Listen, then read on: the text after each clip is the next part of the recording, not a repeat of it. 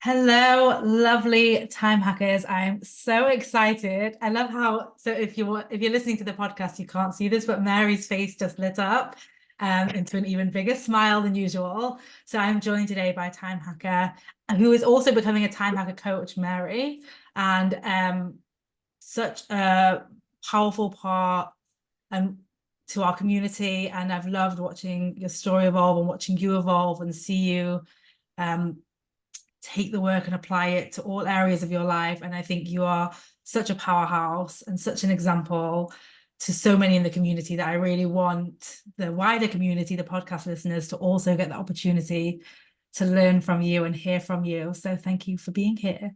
Oh, thank you for having me here. Really delighted to be here. Yes. So why don't we start right at the beginning? So what even like led you to think about becoming a time hacker? I had heard your podcast, and I was trying to work out the other day how I had come across your podcast. And actually, I can't remember that bit. I heard your podcast and I loved it. I was very drawn to it. I loved the fact that it was bite-sized chunks that I could keep applying. And I was at that stage really interested in the idea of coaching, having experienced a little bit of coaching training, not having received any coaching at this point. And I was fascinated in the idea of how to develop myself in that direction. And I dawdled a little bit. And I think it was in the end, actually, we had a short email exchange, as a result of which I actually realized, well, if I'm not going to do it now, what is stopping me from doing it now? If I'm not going to do it now, what is that going to result in? So Mm. I joined back in April 2022, I Mhm. think it was. Yeah, Yeah, yeah, nearly a couple of years ago. I know. Time flies. So, and tell us a little bit about the experience of becoming a time hacker and what what that was like. Yeah, I've, I'm a real doer. Mhm. I love doing, and I've got lots of energy. And I've always been somebody who I've never struggled with time. I love time. I love the whole concept that we can choose what we do with it. I have at the same time always been someone who's rushed through everything and had all of those thoughts of, I don't have enough time, there's a deadline.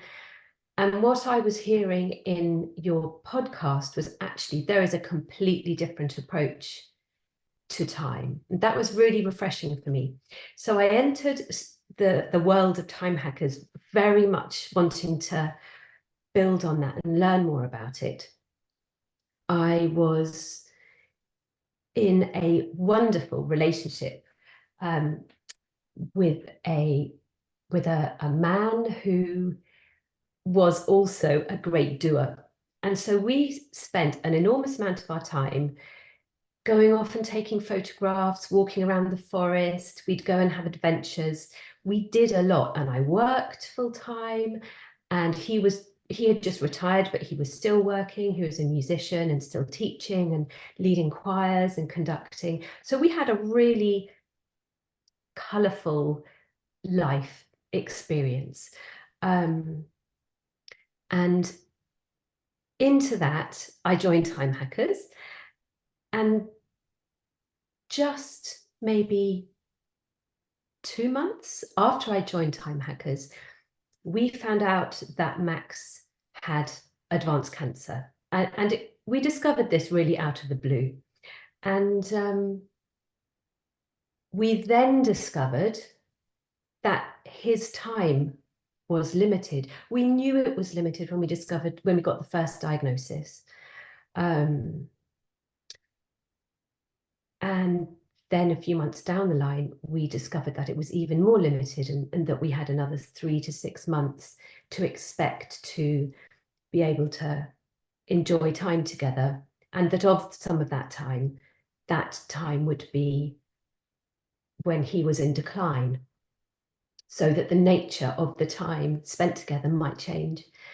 And so my sort of catapult into time hackers was, how are we going to make the most of the time we have? How are we going to allow that time to multiply into the rest of the family?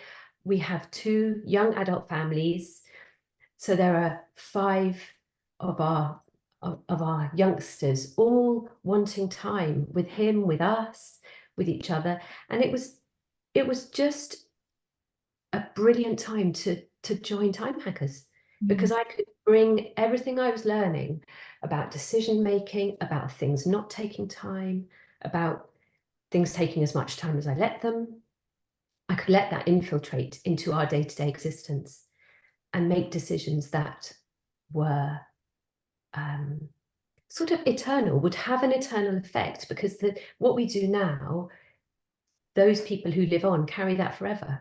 mm, And so, yeah, that's what I was born into Time Hackers in. mm, mm. Yes, thank you so much for sharing that. If you're happy to continue sharing, I would love to ask you, like, what changed in that experience? Like, how did you show up for that experience? How did you show up for yourself? How did you show up for Max? What were the different decisions that you made with this new perspective? And how did Mhm. you like create an intentional experience? First of all, I realized that I needed to look after myself. Mhm. And that was one of the most challenging things, I think, to make a decision on and to assert to the rest of my family, our families, because when somebody is so unwell, obviously the attention and the investment needs to be around that person and into them. I realized really early on that if I didn't look after myself and what I did with my time, I was going to run dry, and then that was going to affect our time together.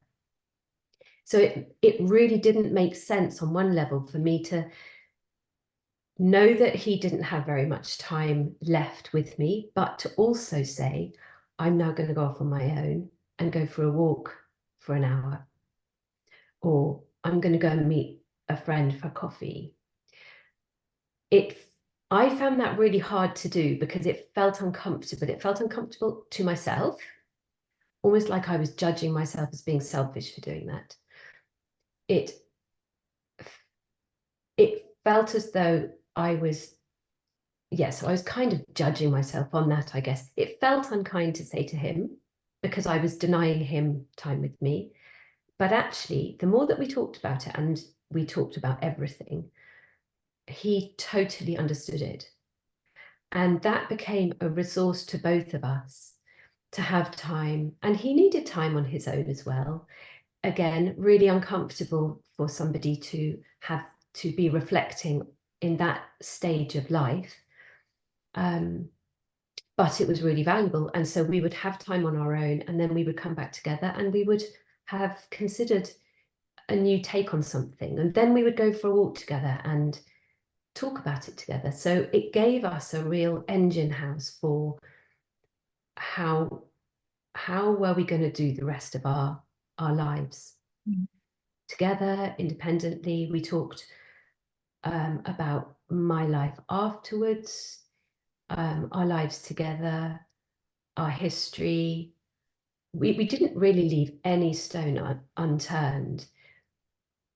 And that has given me an extraordinary resource to dip into for the future. And he did the same with his own children and with my children, spent time alone with them, talking. So we really learned to share time, but also to use it for ourselves. wow, which is like so counter to what you shared at the beginning about rushing and doing. Mhm. It's like really going through that process of like being in the experience, Yeah, having like almost an abundant mindset around time, yeah. even as you are faced with a very real limit, Mhm. which is such an amazing thing that you both got to experience and co-create.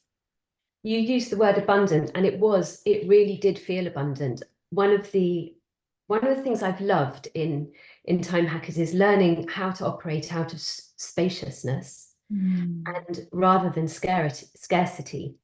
And I have applied this across all my life, but in that particular scenario, to actually wake up each day and think, we have this day, we have this sunrise. Let's wake up at 4 a.m. and see the sunrise. And we'll be tired, but we'll have a nap later. We have all this around us.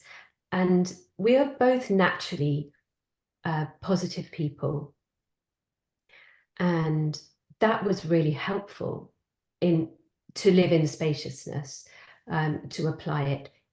We were very real as well, because Max was managing extraordinary pain. And so we just learned to do this sort of this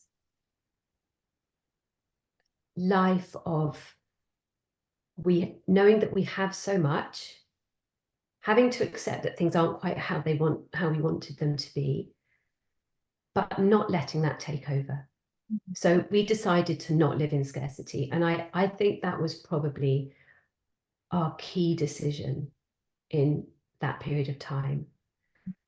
And that overflows to our youngsters, who all, obviously everybody's completely different and everybody responded in their own way to it. But our attitude was very much, there is so much for all of us to experience. Go and enjoy it. Go and live your lives.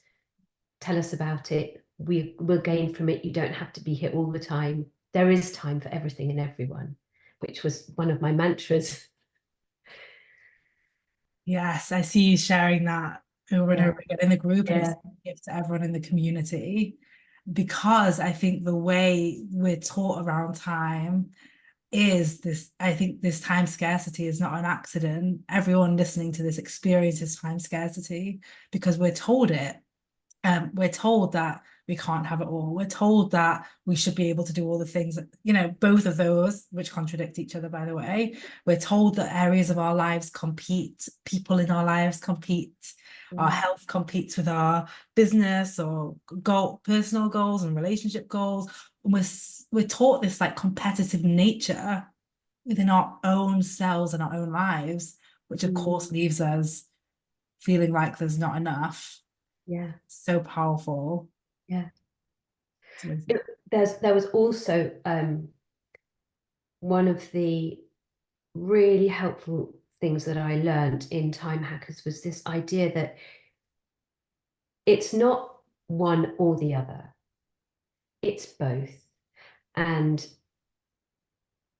the fact that you can have these apparently contradicting, even emotions, mm-hmm. at the same time, um, actually generates so much in life. It is fine. The perfect and the imperfect all mesh together to create this mishy-mashy imperfection actually is where life is lived, and it's where there's real presence.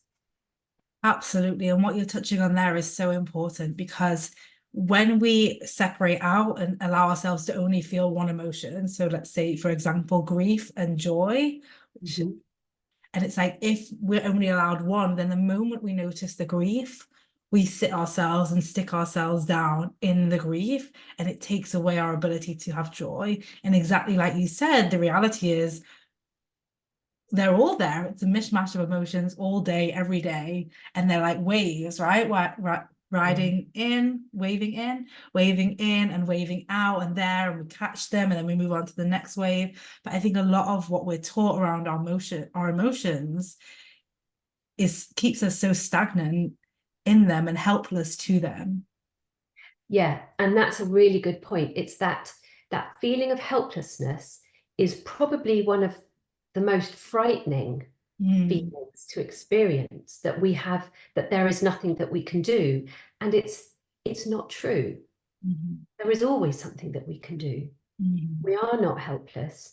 We can always choose to respond. We just notice, give Yeah. time, pause and we choose how to respond as imperfectly as we want to, or as we do. It's not about being perfect, but we do have a choice, and that's what I've discovered.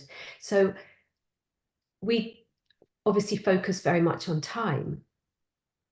I also discovered in all of this, I can actually be imperfect, and that's perfectly okay. So I could apply what we're learning about time to other areas of my life. So I can be enough as I am. Mm. I could be enough as I was with Max in a hospice dying. I was enough and he was enough. And it was an amazing experience to apply principles that we learn in a time concept to something so on the surface so different. But actually, I discovered time isn't linear. It goes Mhm. round and round and round. And we can use that in everyday life. I can use it at home. I can use it when I'm working.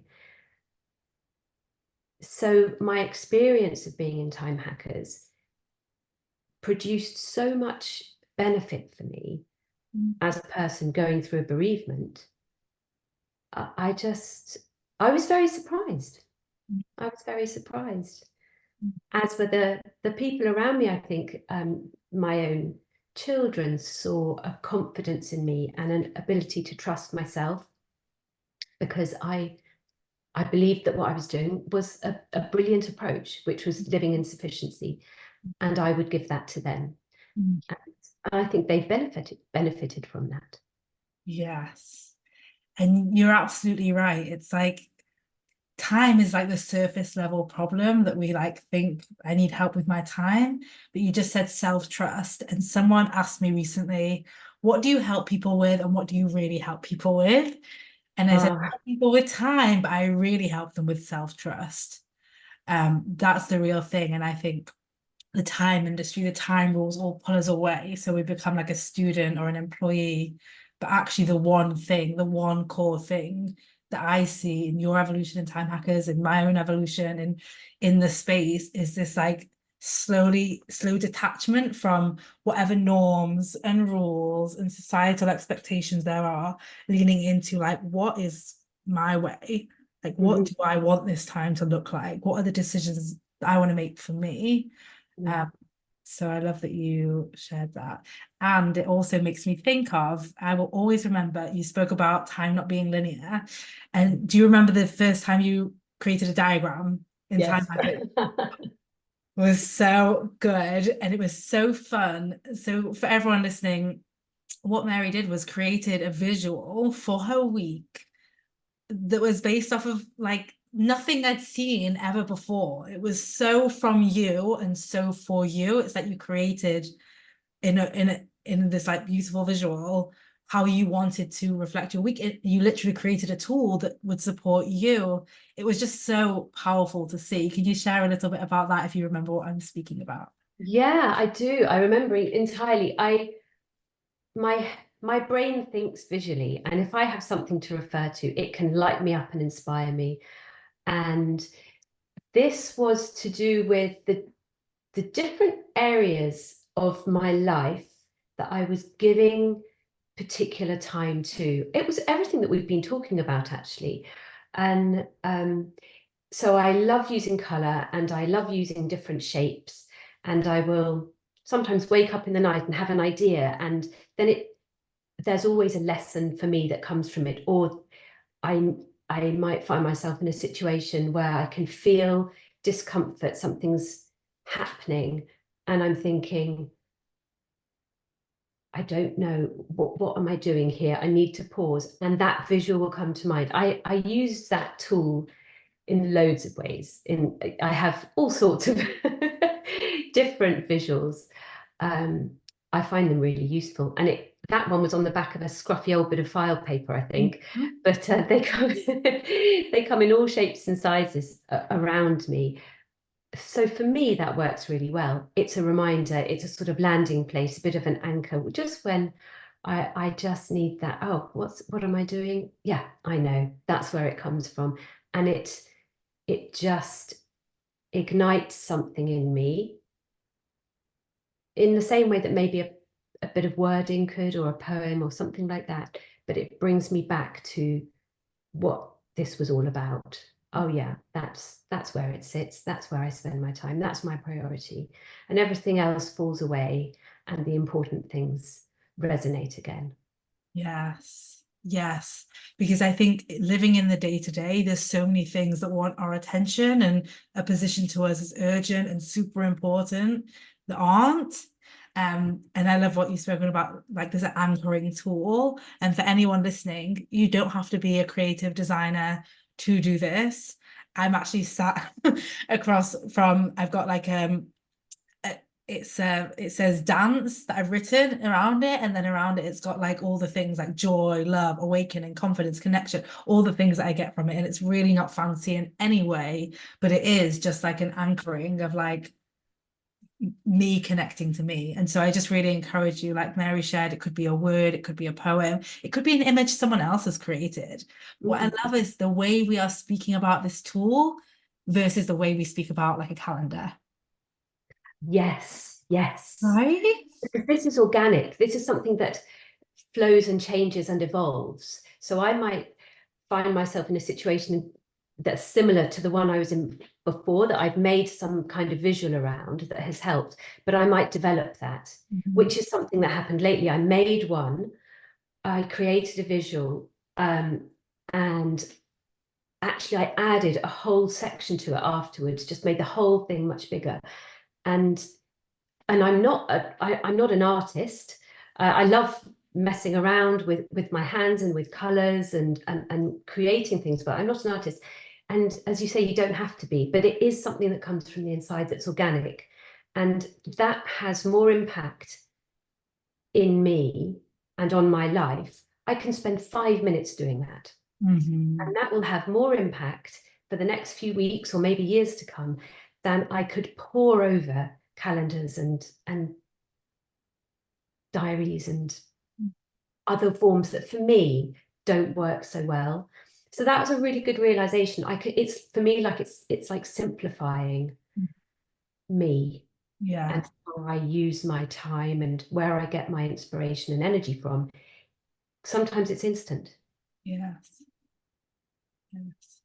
Yeah. I really encourage everyone listening to just have a play after this podcast and think like, what would feel supportive for me? And even if your brain is like, this feels weird or unusual, or maybe this won't be helpful, like just flow with it. You know, like you're not going to go wrong anyway. You don't need to commit to use anything. No one's going to make you show it to anyone else.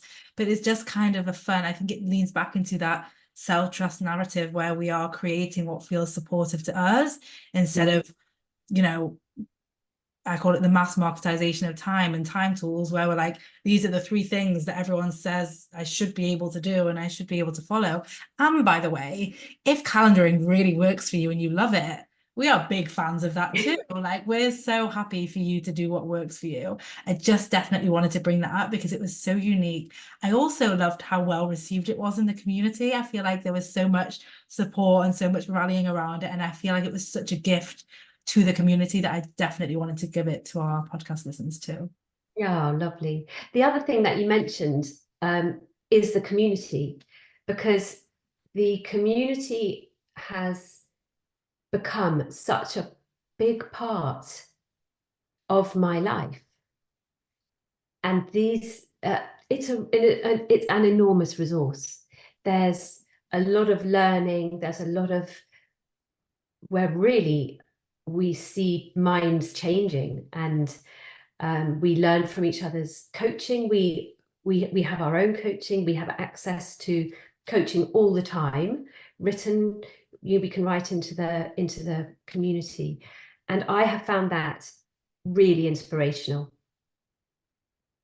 And I'd even go so far to say that I've found that going through the last year that I've been through, I have actually received support in that process through the community, which if you'd said that to me a couple of years ago, well, not about what was going to happen to Max. I wouldn't want to have heard that. But if someone had said to me, you're going to go through something really tough, and it's going to be an online community that, as well as your other communities, but you're going to find a real source of resonance and support and warmth, I would not have actually believed that.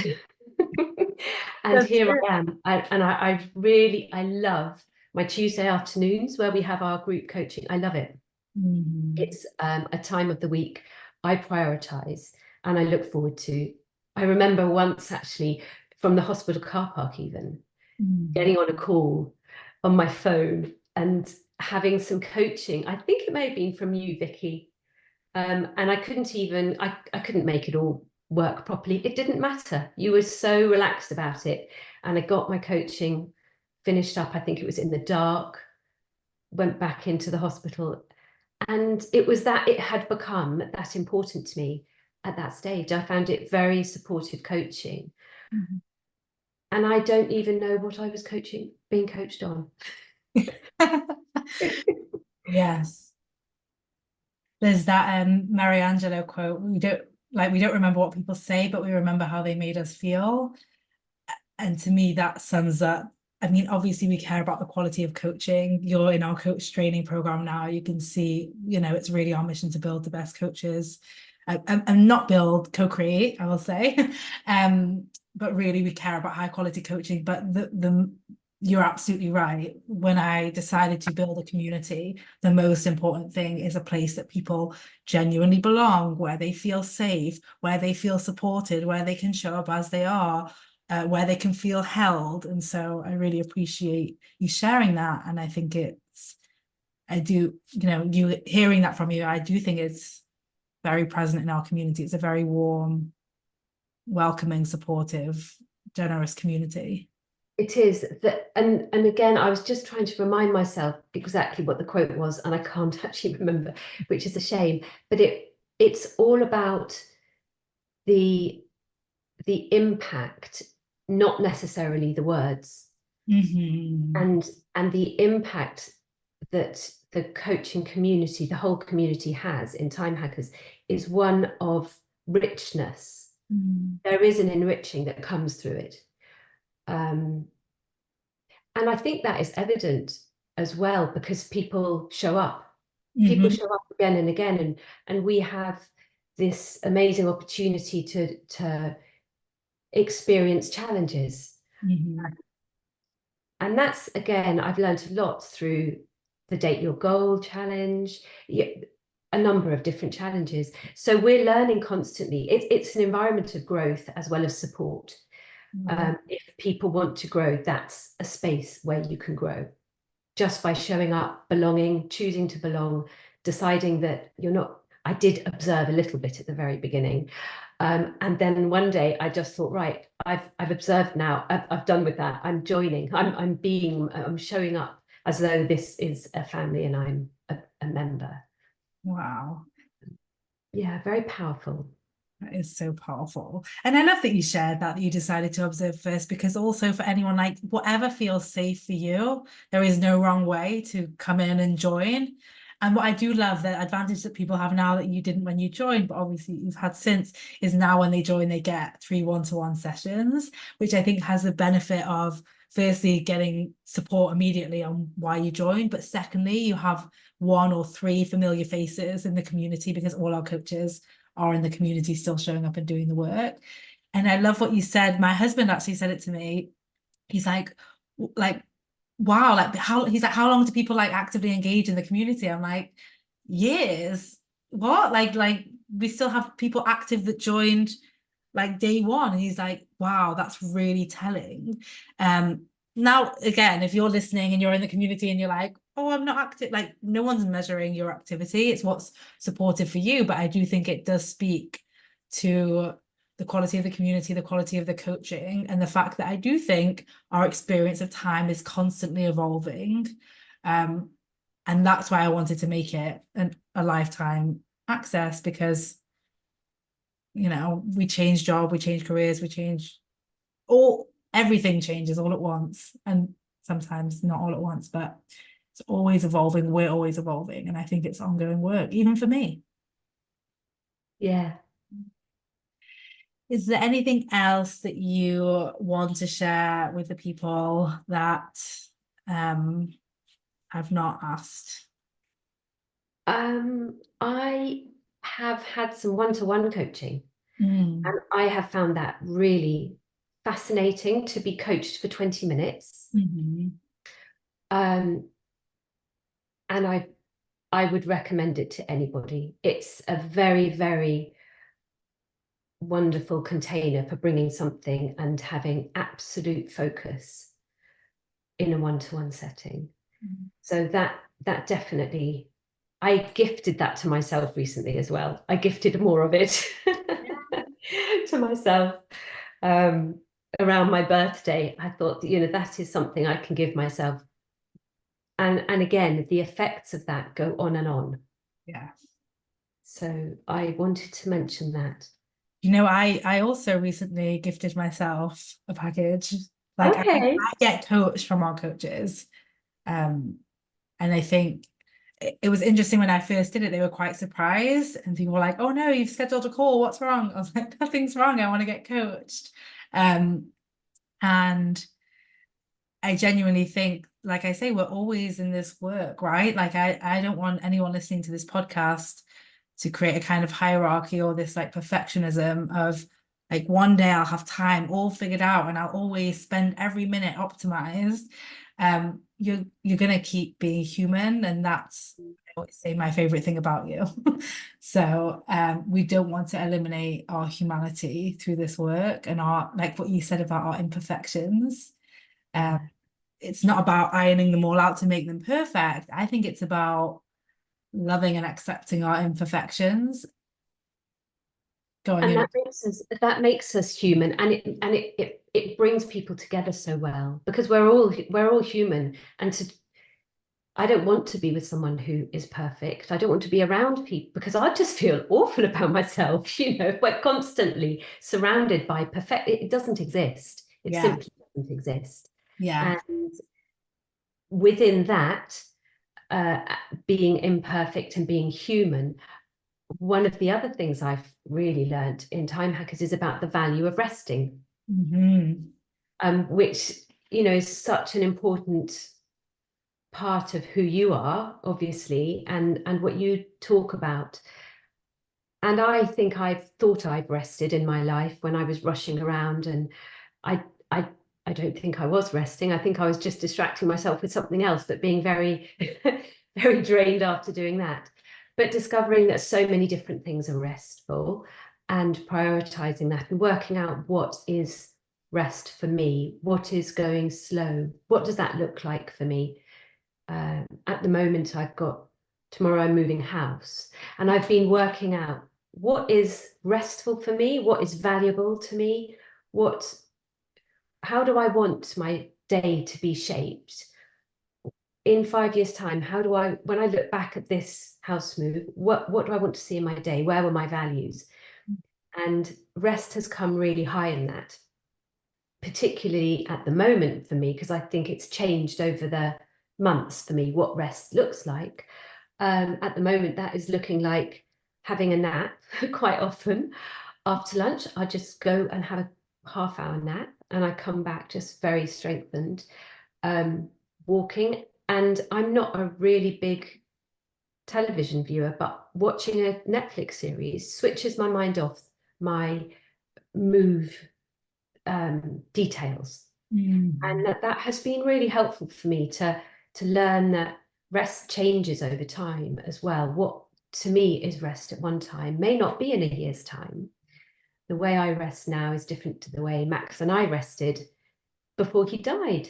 We did a lot of maths puzzles, and Mm. that was a really good rest for us because we were both focused on the same thing together. We were sort of chatting about it, laughing about it, and it built us. It was a great distraction, but a very wholesome distraction. And yet now I will do the same puzzles to go to sleep. Now Yeah. I have a completely different purpose for them now. Yeah.